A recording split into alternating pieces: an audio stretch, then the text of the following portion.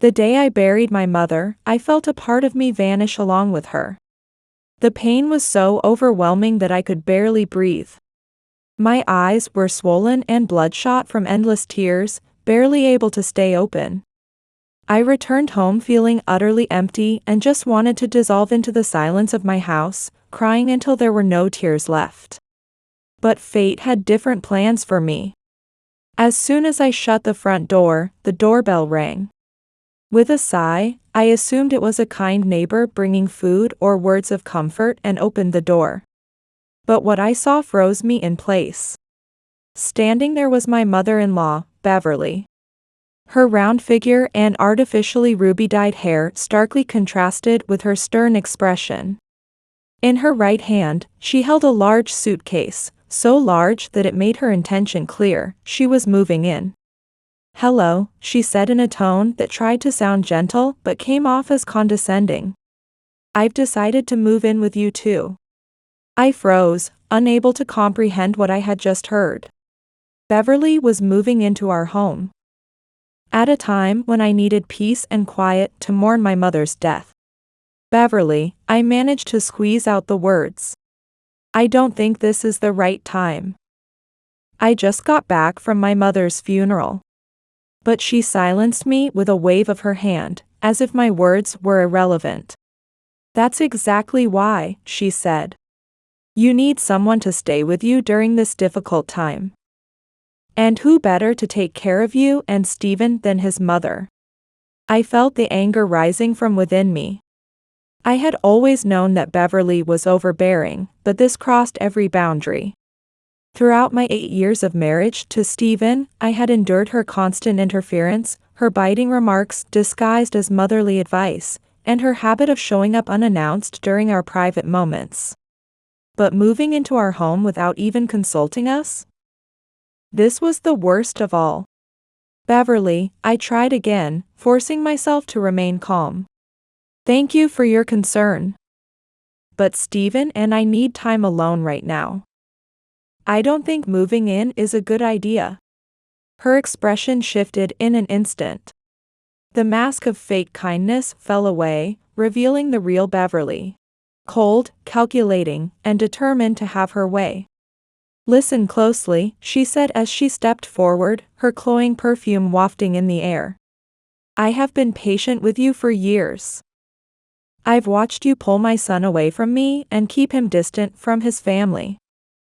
But that ends now. I'm moving in, whether you like it or not." I felt my legs tremble beneath me. How could someone say such things? How could someone be so cruel at such a time? "Please, Beverly," I begged, tears welling up in my eyes again. "I just lost my mother. I need time to grieve. I can't handle this right now." But my words seemed to bounce off an invisible wall. Beverly looked at me with an expression that was a mixture of disdain and triumph, as if she'd been waiting for this moment for years.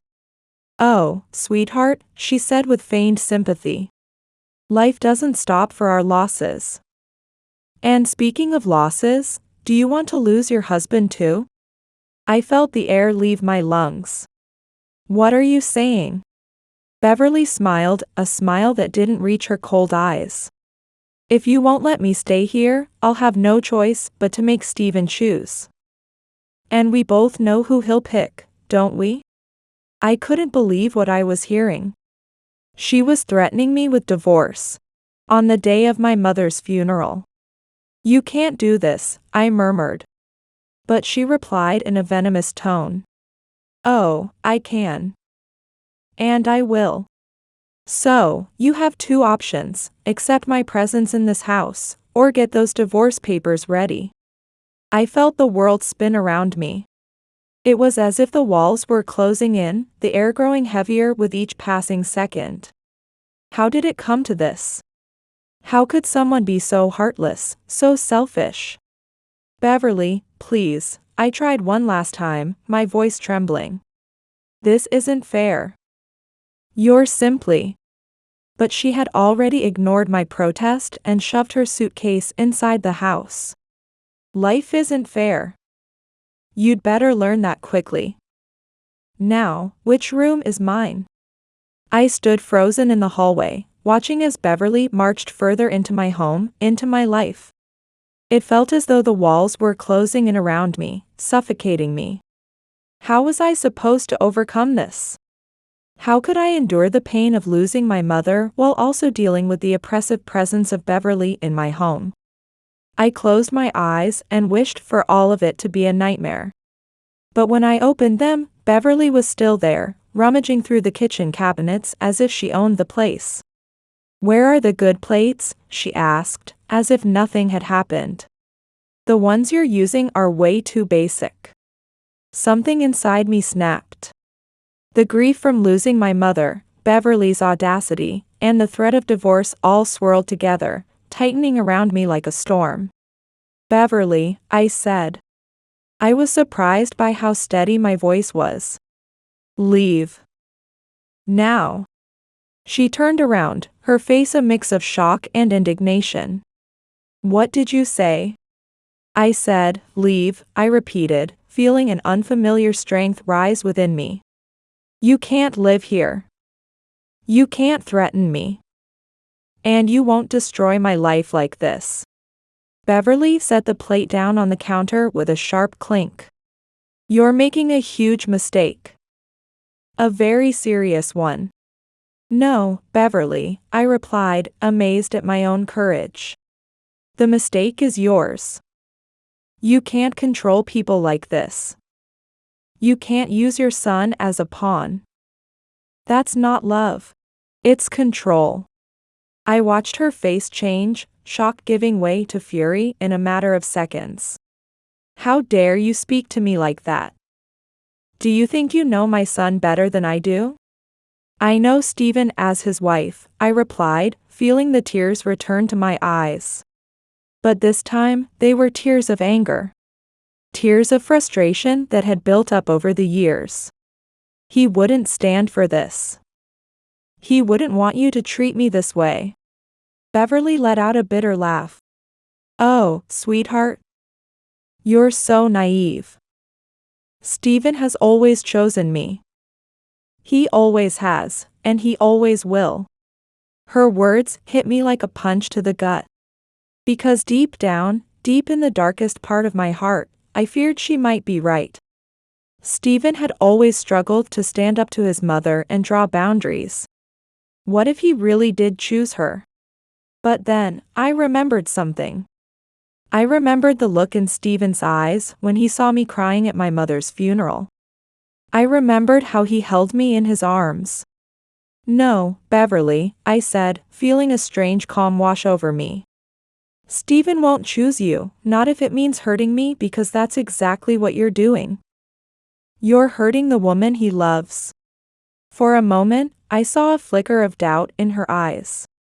But the mask of arrogance quickly returned to her face. "If you believe that, you're a fool. But fine. I'll give you time to reconsider. I'll be back tomorrow. By then, I hope you've come to your senses." With that, she grabbed her suitcase and headed for the door. Before stepping out, she turned back one last time. "Remember this, it's me or you." The door slammed shut behind her, and I was left alone in the silence of the house. I collapsed onto the couch, feeling the full weight of the day's events crash down on me. Burying my mother and confronting my mother-in-law, both on the same day. How was I supposed to process it all? But through the tears streaming down my face, I felt something else. A spark of resolve and strength I hadn't known I possessed. Beverly thought she had cornered me. That I had no choice. But she was wrong. There are always choices. And I would find mine. Beverly's threats echoed in my mind as I sank deeper into the couch. But there was an even heavier burden pressing on my heart. A secret that not even Beverly, despite her constant meddling, knew. Just 3 months ago, my world had already collapsed. Not from loss, but from an unimaginable betrayal. I remember that day as clearly as if it were yesterday. Stephen had returned from a business trip, and I noticed something off in his demeanor. He was restless, nervous, avoiding my gaze. That night, as we ate dinner in silence, I couldn't take it anymore. "Stephen," I said, placing my fork on the plate. "What's going on? You've been acting strange since you got home." He let out a deep sigh as if he were carrying the weight of the world on his shoulders.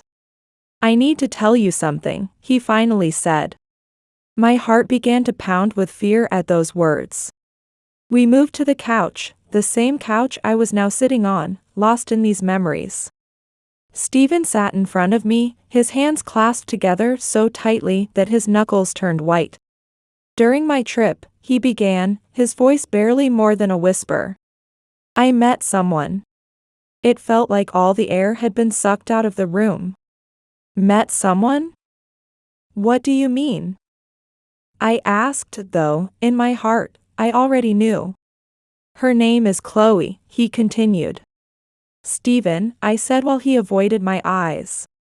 "We met during a conference. And we connected right away."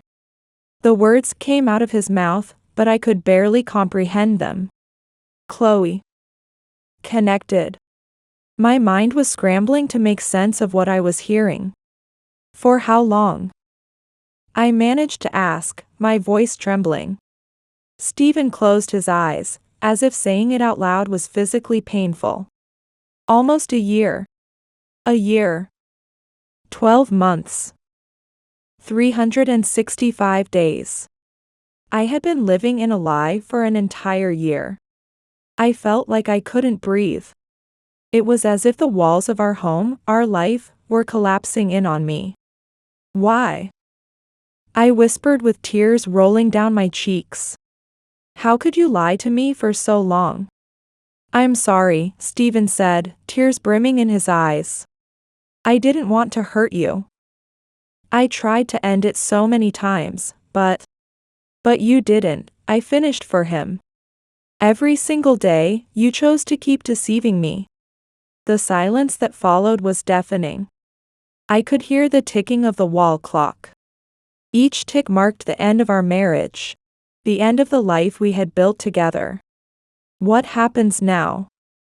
I finally asked, afraid of the answer. Stephen took a deep breath before responding. "I'm moving to another city," he said. It felt like a punch to the stomach. "With Chloe?" The reality of the situation hit me with full force. Not only had he betrayed me, but now he was leaving me. For her. When? It was the only word I could force out. "Next week," Stephen replied. "I've already found an apartment there." I couldn't listen any longer. I stood up from the couch, walked to our bedroom, and closed the door behind me. I collapsed onto the floor, sobbing uncontrollably. How did it come to this? How had I not seen it coming? The days that followed passed in a haze of pain and confusion. Stephen moved through the house like a ghost, silently packing his belongings.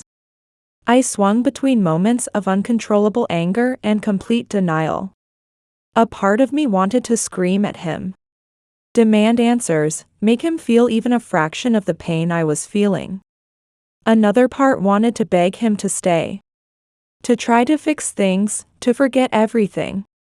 But deep down, I knew it was too late.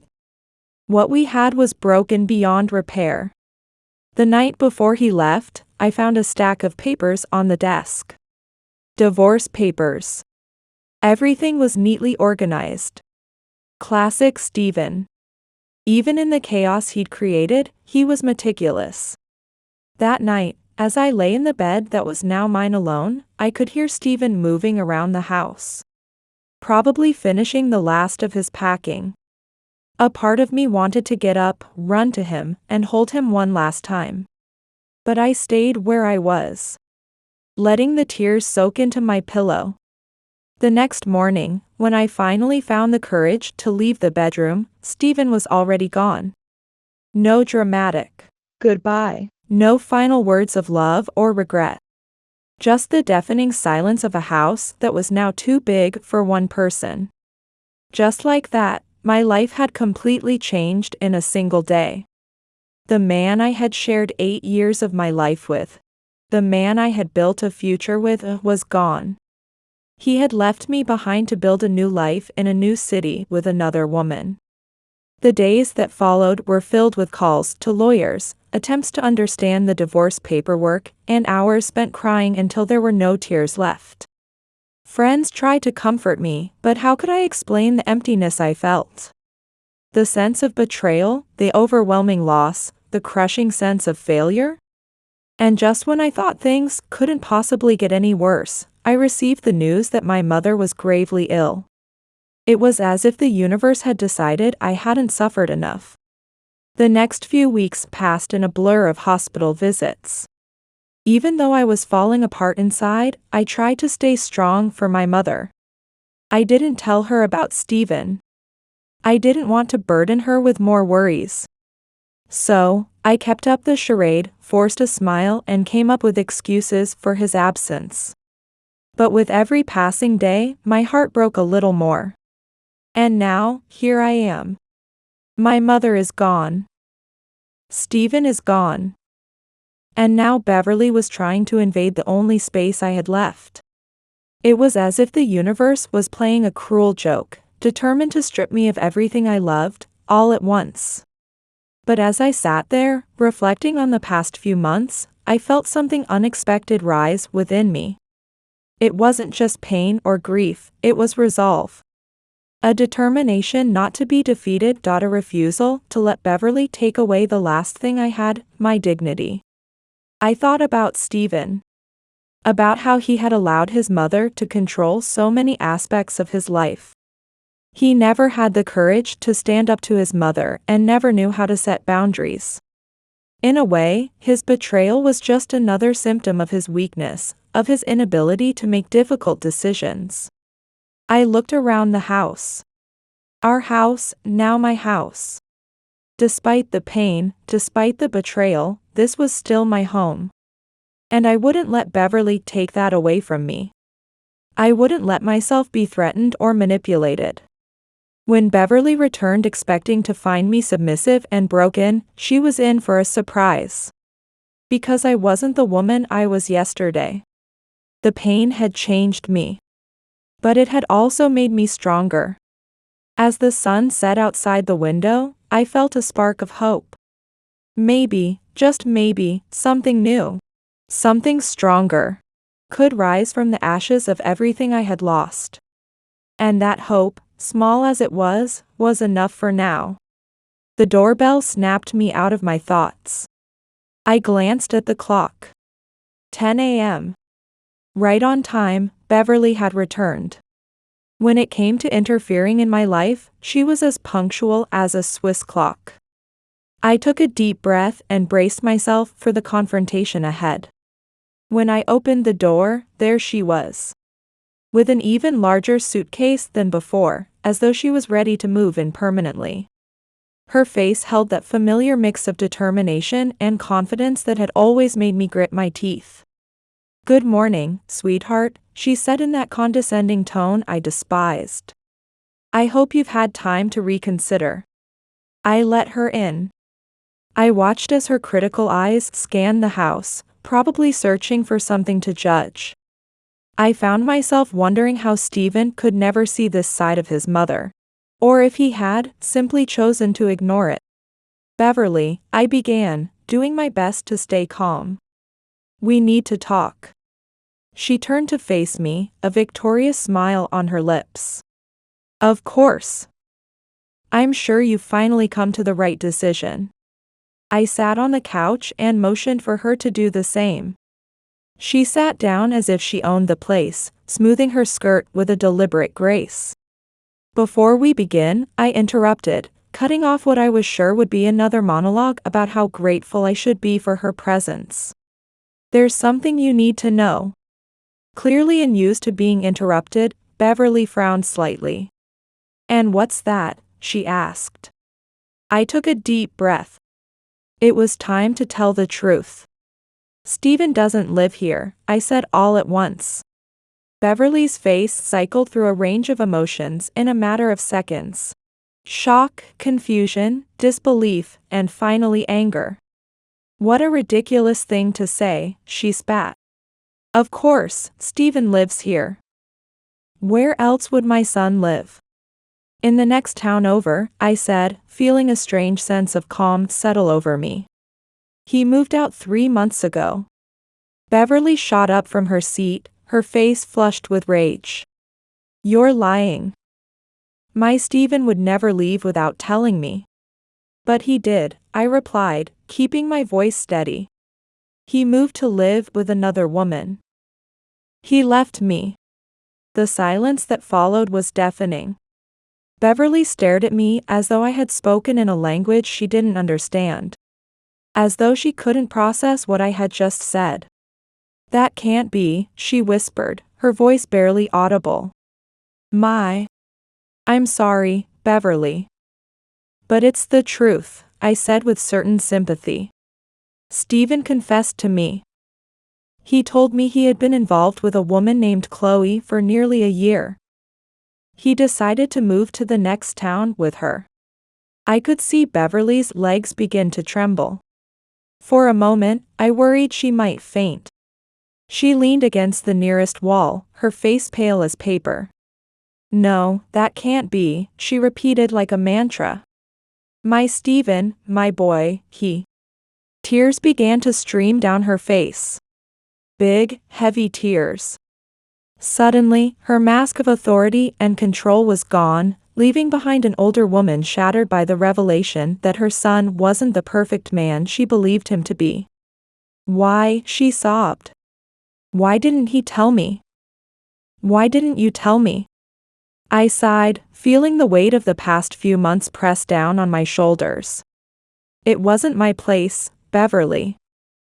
Steven should have told you. But maybe he didn't have the courage to stand up to you. Beverly collapsed onto the couch, her body trembling with sobs. Seeing her like this, so fragile and broken, made me realize how much she had invested in the image of a perfect son. Her entire identity, her entire purpose in life, seemed to revolve around Steven. All these years, she whispered between tears. All these years, I thought I knew everything about him. But in reality, I knew nothing. I sat beside her and offered her a handkerchief. It felt strange to comfort the woman who, just a day ago, had threatened me with divorce. I'm sorry, Beverly, I said gently. I know how hard this must be to accept. Oh, God, she whispered. Yesterday, I came here and threatened you, and you were all ready. I couldn't help but let out a bitter laugh. Yes, I did notice the irony. I'm sorry, Beverly said. And for the first time since I'd known her, she sounded genuinely remorseful. I'm truly sorry. I've done terrible things to you. Yes, you have, I agreed, not bothering to soften the truth. All these years, she continued. I spent years controlling you, judging your every move, treating you with contempt, wielding my authority like a weapon. And in the end, my beloved son walked away, leaving you alone, to shoulder this crushing burden. Left behind, you had no choice but to face all of this, all of my wrongs, all of the pain I created. I stayed silent. It was strange to see her like this, vulnerable and honest for the first time. How did you endure it? She finally asked. How did you keep going? I sighed and thought back over the past few months. It wasn't easy, I admitted. There were days when I didn't think I could get out of bed. But I didn't have a choice. Life goes on, with or without Steven. Beverly nodded slowly, as if trying to absorb each word. You're much stronger than I thought, she finally said. When we have no choice, we're all stronger than we think, I replied. We both fell silent, each lost in our own thoughts. At last, Beverly stood up, her hands trembling as she smoothed down her clothes. "I should go," she said. Her voice was barely above a whisper. I need to process all of this." I nodded and stood as well. "I understand." Beverly picked up her suitcase, which now seemed to weigh a ton. Before she stepped out, she turned to me one last time. "I'm sorry," she said again. "For everything. For how I've treated you all these years. For coming here yesterday with those threats. I'm truly sorry." "Thank you, Beverly," I replied, surprised at the sincerity in her voice. As I watched her walk away down the front path, I felt a mixture of emotions. Relief at having finally told the truth, sorrow for the pain it had caused, and a strange sense of closure. It felt as though a chapter of my life was coming to a definitive end. I closed the door and leaned against it. Exhaled slowly. The silence of the house no longer felt so overwhelming. For the first time in months, I felt like I could breathe freely. The truth, no matter how painful, had set me free. I looked around the house. And for the first time since Stephen left, I didn't feel as though the walls were closing in on me. Instead, I saw possibilities. The possibility of change, the possibility of growth, the possibility of a new life. I didn't know what the future held or what my relationship with Beverly would become. But there was one thing I knew for sure. I would no longer live in the shadow of Stephen's lies or under Beverly's control. It was time to begin anew. Time to rediscover myself. As the morning sunlight flooded the room, I felt the warmth of hope for the first time in a long while. The road ahead would be difficult. But I was ready to face it. One step at a time, one day at a time. I would build a new life. A life that was entirely my own. Not long after, a new chapter in my relationship with Beverly began. At first, it wasn't easy. Years of emotions and distrust don't vanish overnight. There were awkward moments and difficult conversations. But there were also moments of understanding and connection like I had never experienced before. Beverly opened up to me about her life. She told me about losing her husband when Stephen was still a child and how that pain led her to cling to her son in unhealthy ways. She spoke about her fears, her loneliness, and how she used control as a way to feel safe in an increasingly threatening world. And I shared with her what life had been like with Stephen. The good times, the bad times, and how her constant interference had affected our relationship. It was painful but also cathartic. For the first time, I felt like Beverly was truly listening to me. Trying to understand me.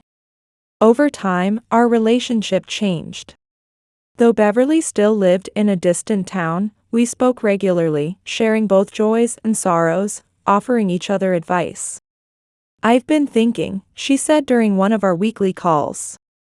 "It might be time to sell the house. It's too big for me alone, and would it be a burden if I moved closer?" I was speechless for a moment. 2 years ago, the thought of Beverly living nearby would have terrified me. But now, I found myself smiling.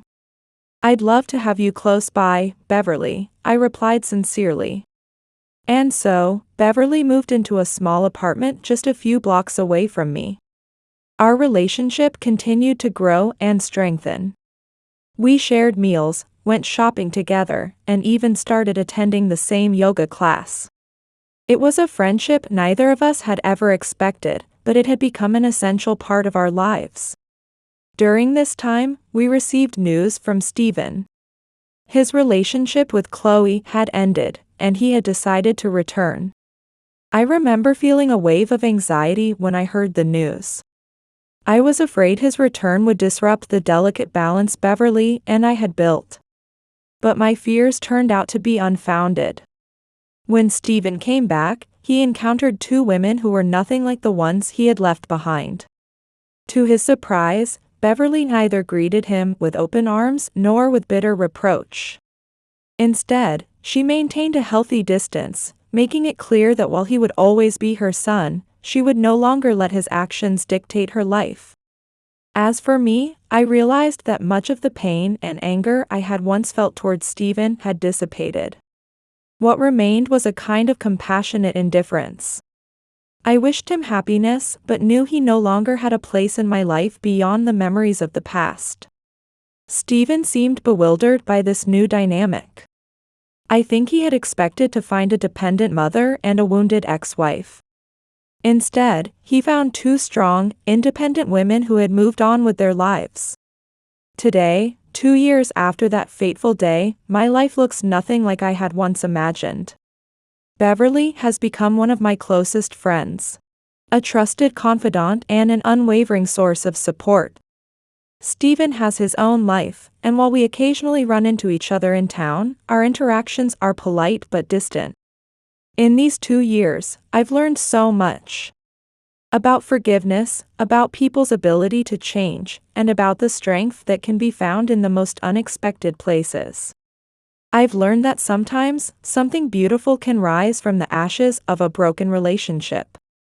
My career has flourished, I've made new friends, and I've discovered passions I never knew I had. And at the heart of it all is this unexpected friendship with Beverly. Sometimes, as Beverly and I sit on the terrace, sipping wine and laughing over some anecdote, I marvel at how far we've come. How the universe, in its infinite wisdom, tied together two broken lives in ways neither of us could have imagined. And though the journey wasn't always easy, and there were days when the pain of the past threatened to overwhelm us, we endured. We grew, we healed, and we learned to trust again. I look to the future with hope and excitement. I don't know what lies ahead. But whatever comes, I know I'm not alone. I have Beverly, a friend, an ally, a companion. And together, we are ready to face whatever life has in store. Even in the darkest moments, even when everything seems lost, there is always the possibility of a new beginning. Hope is always there, and sometimes, it comes from the most unexpected places.